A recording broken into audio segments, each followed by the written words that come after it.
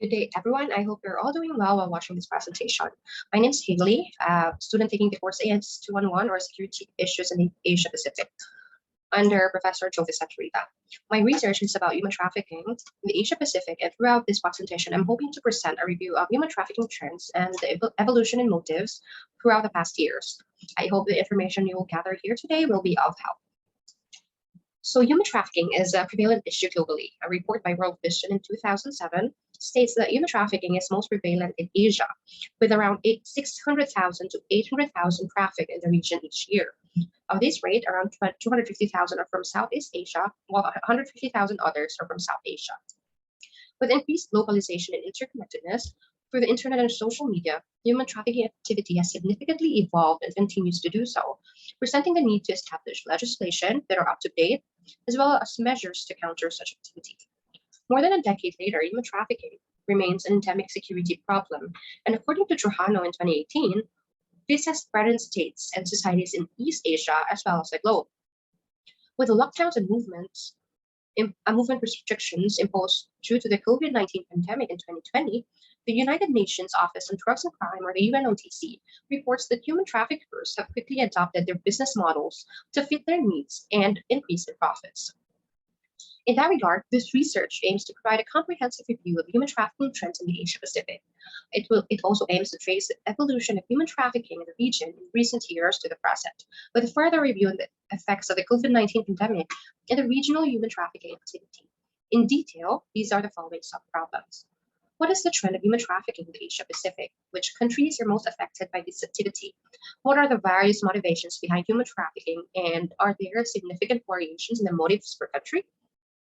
Second, which countries enacted legislations that aim to combat human trafficking? Are these legislations effectively enforced based on recent human trafficking data? Lastly, what is being done to mitigate these country-specific and region-specific threats? So before we start discussing the results of research, let me define human trafficking, the elements of human trafficking, and the forms of human trafficking. So human trafficking is one of the relatively new non-traditional security challenges that do not respect national borders, with causes and effects impact international security, peace building, and development agendas. That's according to van der Leen in 2019. The concept is also widely known and interchangeably referred to as trafficking in persons, or TIP. And as defined by the UNODC, human trafficking is the recruitment, transportation, transfer, harboring, or receipt of people for force, fraud, or deception, with the aim of exploiting them for profit. Men, women, and children of all ages and from all backgrounds can become victims of the crime, which occurs in every region of the world, and that traffickers often use violence or fraudulent employment agencies and fake promises of education and job opportunities to trick and coerce their victims. This definition by the UNODC provides a vital tool for the identification of victims, whether men, women, or children, and for the detection of all forms of exploitation which constitute human trafficking. So the UNODC also detailed 3 core elements of human trafficking. So these include the act, the means, and the purpose. For the act, the trafficker must do one of the following to his or her victims: either recruit, transport, transfer, harbor, or receive.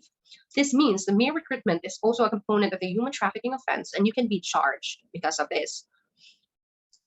The means, meanwhile, involve the use of one or more of the following: threat or use of force, coercion, fraud, deception, abuse of a position of vulnerability, giving payments or benefits, and/or abduction. Finally, the purpose is for exploitation, which may take place in either the victim's home country, during a migration process, or in a foreign country. Combined, the act, means, purpose are the 3 core elements which are considered the crime of human trafficking by UNODC definition. So, Biggio and Vogelstein also identified 3 forms of human trafficking.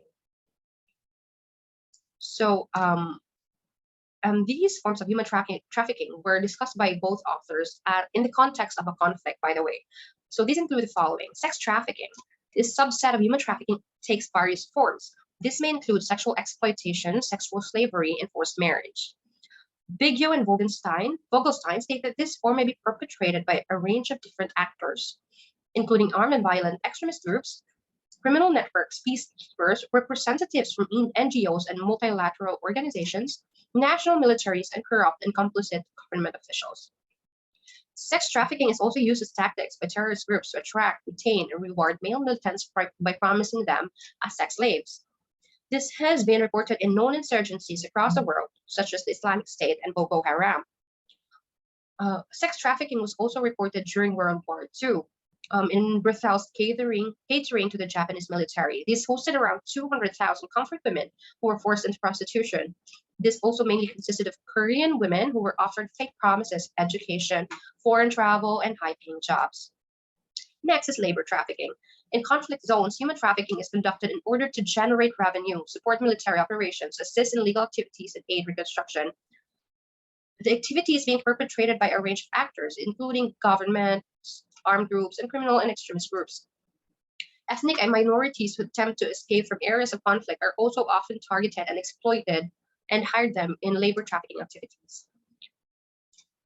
Of this form of human trafficking, refugees and migrants are the most affected and are at elevated risk of being forced into labor. In these cases, victims lack legal residency status, making them vulnerable to exploitation. In addition, children in conflict zones are also targets of human trafficking and used as child soldiers in order to sustain military campaigns. A few of the most notable insurgencies that practice this include Al-Shabaab in Somalia, Boko Haram in Nigeria, and the Islamic State in West Asia, and the Taliban in Afghanistan. Furthermore, Boko Haram and the Islamic State have also been reported to use children to launch suicide attacks. Boko Haram, for instance, have used children in at least 20% of its attacks in recent years. Next is organ trafficking, which remains a broad concept and remains largely absent from policy debates because it's hardly detected and only occasionally reported and researched. In armed conflicts, the weakened rule of law provides opportunities for traffickers to engage in human organ trafficking in order to generate revenue or treat injured militants. As of 2020, demands for organs is high, with kidney price ranging from up to $80,000 outside of legal means. And annual proceeds have reached as high as $1.5 billion across 12,000 illegal transplants. So those are the three forms of human trafficking. So what are the motivations of human trafficking for the purpose of this research? So traffickers target and exploit people who are vulnerable and who are desperate in seeking a better life. In the process of luring their victims, the perpetrators use violence or fraudulent employment agencies, as well as fake promises of employment and education opportunities to trick and persuade their victims. As detailed in the UNODC's definition, human trafficking involves the use of either threat or use of force, coercion, fraud, deception, abuse of a position of vulnerability, giving payments or benefits, and or abduction in the process of trafficking people. In this regard, what motivates the conduct and further propagation of human trafficking activity? So World Vision Australia outlines two factors that cause human trafficking. These are the push and pull factors. Push factors are factors that supply the potential victims from their home countries or regions. Poverty, lack of access to employment, education, armed conflict, domestic violence, child abandonment, and other discriminatory practices. So these are the factors that results in people leaving their countries because there are issues in there. And meanwhile, pull factors are those that demand the services of trafficked people into other regions or countries, such as economic opportunity, demand for cheap labor services, demand for sexual services, influence of family or friends, or the promise of a better life somewhere else. So based on these push and pull factors, you can see later on that the countries most affected by human trafficking are those that are economically challenged, because these factors go hand in hand, and these factors are most present in these countries. So the UN Trafficking in Persons Protocol specifically is the world's primary legal instrument to combat human trafficking. And it's a legally binding instrument with an internationally recognized definition of human trafficking as described earlier. And as of 2021, at least 179 states are parties to the protocol, while a few others, including Iran, Yemen, and Somalia, are non-parties. Majority of the Asian countries are parties to the protocol, and this means they must criminalize human trafficking and develop anti-trafficking laws in line with the protocol's legal stipulations. Parties are also required to provide protection and assistance to victims of human trafficking and ensure to fully respect their rights. So this map here shows the Trafficking in Persons Protocol map. So most of the countries across the world are parties to the protocol, with the exception of these countries, Iran and the others, Somalia and Yemen. So to discuss my research and the results of my research, these are the following countries that I'm going to discuss: Brunei, Cambodia, China, Indonesia, Malaysia, Myanmar, Singapore, Thailand, and the Philippines, of course. The following trends are mostly based on reports from the UNODC, which are sourced by the organization from government reports. I've also sourced some of my results from the U.S. State Department review on human trafficking in Asia. So let's move on to Brunei Darussalam. So for Brunei, in 2016, there was one case of human trafficking reported. Between 2017 to 2019, no human trafficking cases were registered. And between 2016 and 2019, only one person was arrested due to TIP-linked crimes. In 2016, a child was trafficked for sexual exploitation. And in 2017, an adult was identified as a victim for domestic trafficking purposes. So for legislation, Brunei adopted in 2004 a law that covers all forms of trafficking indicated in the UN Trafficking in Persons Protocol. The country, however, is not a party to the UN Trafficking in Persons Protocol as of 2020. So Brunei is under Tier 2 of the U.S. State Department's TIP watch list as of 2020. This means that the Brunei government does not fully meet the minimum standards for the elimination of human trafficking, but is making significant efforts to do so. These efforts included standing up an interagency team to investigate all potential trafficking cases, devoting funding towards dedicated male and female trafficking shelters, establishing an interagency public relations task force to raise awareness of trafficking and labor rights, and working with an NGO to produce sample translated employment contracts in the workers' primary languages. So the government also created, finalized, and disseminated victim identification and protection standard operating procedures to all government and anti-trafficking stakeholders. However, the government did not demonstrate overall increasing efforts compared to the previous reporting period in 2019, even considering the impact of the COVID-19 pandemic, if any, on its trafficking capacity. Anti-trafficking capacity, I mean. For the third consecutive year, the government did not formally identify any cases of trafficking, despite the significant number of migrant workers in Brunei who exhibit multiple trafficking indicators. So this means Brunei has a low number of human trafficking cases, but there is something wrong with the reporting from the government.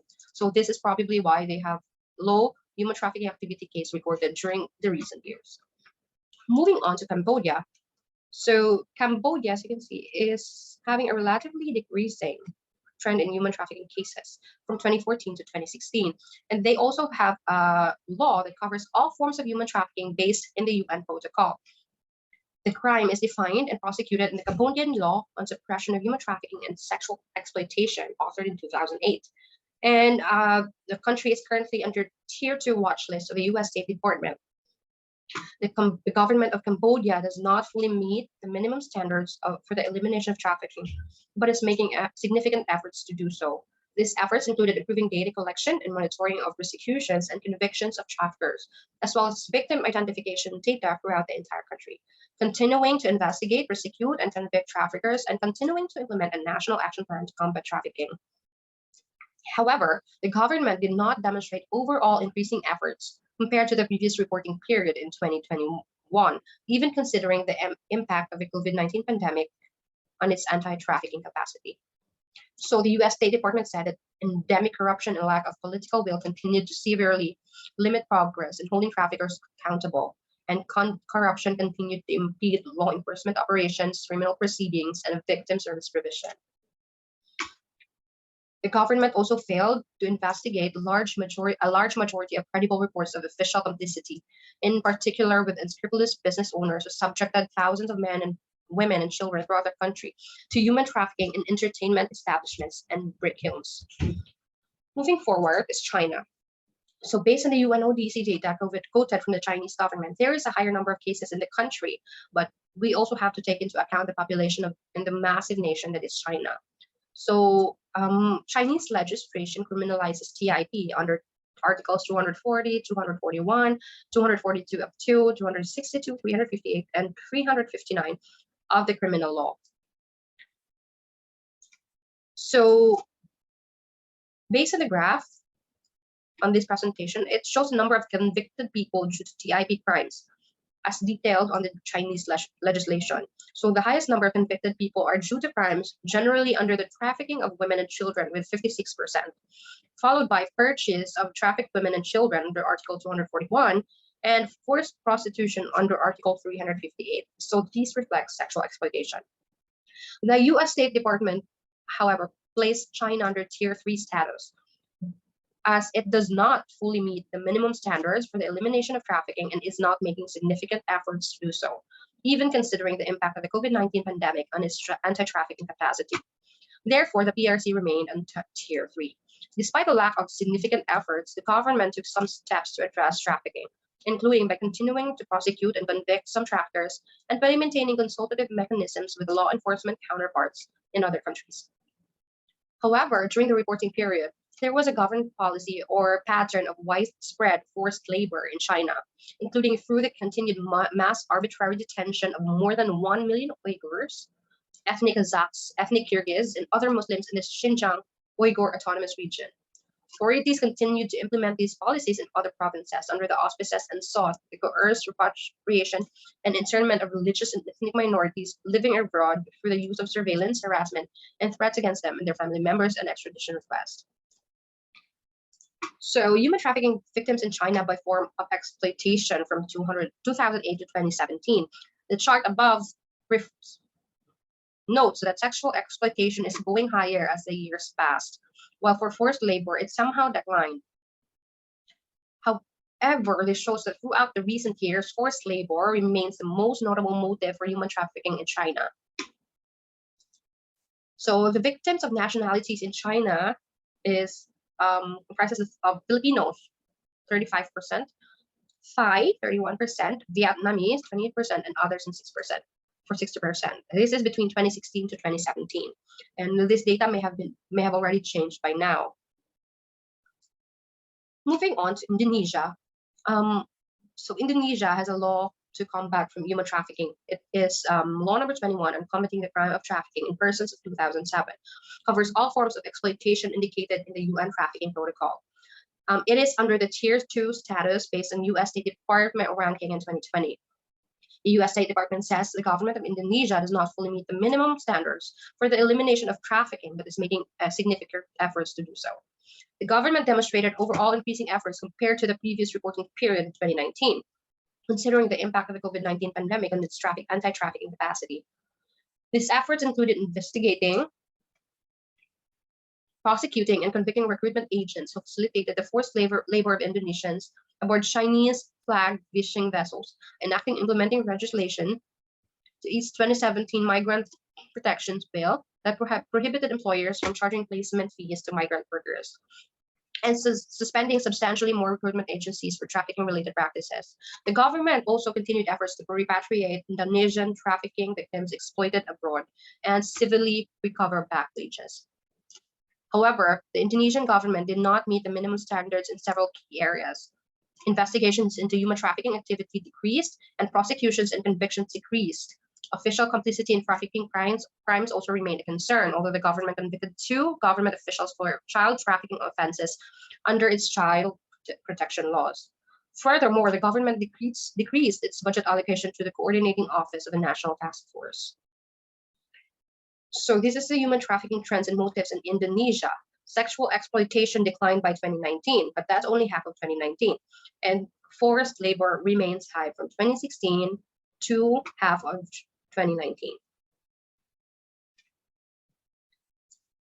Moving on to Malaysia, there was a drastic decrease in human trafficking cases between 2017 to 2018, but this was reported by the government. And Malaysia also has a legislation which covers all forms of trafficking stipulated in the UN protocol. And the U.S. State Department has placed Malaysia under Tier 3, which is contradictory to its lowering cases of human trafficking. So according to the U.S. State Department, the Malaysian government does not fully meet the minimum standards for the elimination of trafficking and is not making significant efforts to do so, even considering the impact of the COVID-19 pandemic on its anti-trafficking capacity. Therefore, Malaysia was downgraded to Tier 3. Despite a lack of significant efforts, the government took some steps to address trafficking. The government prosecuted and convicted some traffickers, adopted victim identification SOPs, continued to identify and provide some protection services to trafficking victims, and publicly released the results of a survey funded on the prevalence of forced and child labor in the palm oil sector. However, the government continued to conflate human trafficking and migrant smuggling crimes, and did not adequately address or criminally pursue credible allegations from multiple sources alleging labor trafficking, including in the rubber manufacturing industry and palm oil sector, with the government owning 33% of the third largest palm oil company in the world. So for Myanmar's unique ethnic divisions may contribute to the different motives in the human trafficking cases, such as the presence of trafficking to convert victims into child soldiers. So during the reported period, 2017 and 2018, all victims of trafficking in persons identified by the state authorities were citizens of Myanmar. So in 2017, sexual exploitation, there were 265 victims. Forced labor, there were 75 victims. Child soldier, there were 10 victims. And illegal adoption, there were 3 victims. In 2018, the trend decreased, but there was no detailed motives available reported by reliable sources. So Myanmar has current laws that cover all forms of trafficking indicated in the UN protocol. And the US State Department status also placed Myanmar in Tier 3. I'm so sorry, I forgot to place there, but the Myanmar is on Tier 3 status as of 2021. And why is that? So according to the US State Department, the government of Burma does not fully meet the minimum standards for the elimination of trafficking, is not making significant efforts to do so, even considering the impact of the COVID-19 pandemic on its anti-trafficking capacity. So that's why Burma remained in Tier 3. During the reporting period, there was a government policy or pattern of use of children for forced labor by the military. The International Monitor verified use of children in labor and support roles by certain military battalions increased in conflict zones, specifically in the Rakhine and Kachin states. The military also continued to rely on local communities to source labor and supplies, thereby perpetuating conditions enabling the forced labor of adults and children. During military conflict with ethnic armed organizations in several areas in the country, and the February 1, 2021 military coup that deposed the democratically elected government continued to dislocate hundreds of thousands of people. Most of them are from ethnic minority communities and political dissidents, many of whom were at risk of human trafficking in Burma and elsewhere in the region as a result of their displacement. Despite a lack of significant efforts, the government took some steps to address trafficking. It continued to investigate, prosecute, and convict traffickers, including complicit officials, and achieved a significant number of convictions, formally adopted national standard operating procedures for the return, reintegration, and rehabilitation of trafficking victims, and continued to identify and improve some protection services to trafficking victims. The government also issued military directives against the recruitment and use of children for combat and non-combat roles. To Singapore, Singapore has significantly decreased its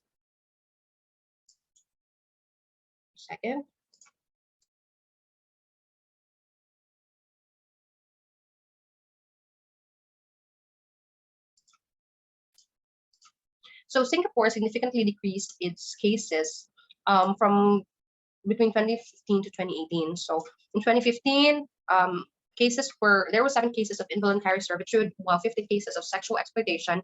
In 2016, there were 16 cases of involuntary servitude and 1 case of sexual exploitation. Well, in 2017, there were no human trafficking cases reported. And in 2018, there was 0 case of involuntary servitude and 2 cases of sexual exploitation. Of those identified as victims of trafficking in persons in 2018, 1 victim was domestically trafficked. So Singapore's legislation against human trafficking is the Prevention of Human Trafficking Act of 2015, which covers all forms of trafficking stipulated in the UN protocol. So the US State Department places Singapore on Tier 1 because it fully meets the minimum standards for the elimination of trafficking, and the government continued to demonstrate serious and sustained efforts during the reporting period, considering the impact of the COVID-19 pandemic on its anti-trafficking capacity. Therefore, Singapore remained on Tier 1. These efforts included convicting one sex trafficker under its trafficking law and one under the Women's Charter, providing grants to NGOs for awareness-raising campaigns, opening a temporary shelter to allow for social distancing, and training law enforcement and immigration officials in victim identification and trafficking legislation enforcement. So yeah, that's it for Singapore. Moving on to Thailand. So as you can see, Thailand's cases have been increasing from 2017 to 2018, and the highest number of motivation per case is sexual exploitation. And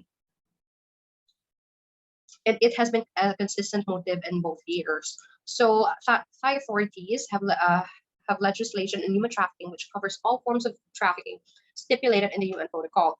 And the USA Department puts Thailand in Tier 2 watch list. And by the way, the traffic victims by nationality are mostly Thais, 87%. So why did the USA Department put it on Tier 2? So the government of Thailand does not fully meet the minimum standards for the elimination of trafficking, but it is making significant efforts to do so. These efforts included taking steps to improve coordination with civil society in trafficking investigation and victim protection, organizing training and workshops for prosecutors and judges and trauma-informed procedures, and initiating investigations of 9 officials allegedly complicit in trafficking crimes. So the government also did not demonstrate overall increasing efforts compared to the previous reporting period, even considering the impact of the COVID-19 pandemic and its anti-trafficking capacity. Because of the pandemic, the government initiated significantly fewer trafficking investigations, prosecuted fewer suspects, and convicted fewer traffickers than in 2019. Despite widespread reports that forced labor was prevalent among migrant workers in many industries in Thailand, the government identified a low number of labor trafficking victims compared to the scope of the problem. Officials often lack an understanding of labor trafficking, and the government lacked standard procedures for labor inspectors to refer potential cases to law enforcement. So Thai authorities have never reported identifying a victim of labor trafficking as a result of fishing vessel inspections conducted at ports. The government's provision of services to victims remain inadequate, and some victims residing in government shelters lack freedom of movement. So, next is the Philippines. So, based on this chart, the trends and motives of Philippine human trafficking activity is, the top 3 motives is forced labor, illegal recruitment, and sexual exploitation. And in 2016 to 2018, we're having an increasing trend. The Philippines has Republic Act 9208 of 2003, which covers all forms of human trafficking indicated in UN Trafficking in Persons Protocol. So as of 2021, the USA Department places the Philippines in Tier 1, which means the government of the Philippines fully meets the minimum standards for the elimination of trafficking. The government continued to demonstrate serious and sustained efforts during the reporting period, considering the impact of the COVID-19 pandemic of its anti-trafficking capacity. These efforts included prosecuting more traffickers than the previous reporting period, including significantly more defendants charged with using child soldiers, and sentencing the majority of convicted traffickers to significant terms of imprisonment. The government also increased the number of prosecutors assigned to anti-trafficking task forces and the number of staff to its anti-trafficking coordination body. The government opened a specialized shelter and a one-stop service center in Manila and provided assistance to more than 1,000 victims. Although the government meets the minimum standards, it did not convict any officials for complicity in trafficking crimes and did not vigorously investigate labor trafficking crimes that occurred within the Philippines or provide training to labor inspectors on the indicators of trafficking. The government also identified fewer victims in the previous reporting period, and resources for law enforcement and specialized services for victims remained inadequate. So this is a graph showing the number of convicted suspects by motive. So in 2018, it decreased.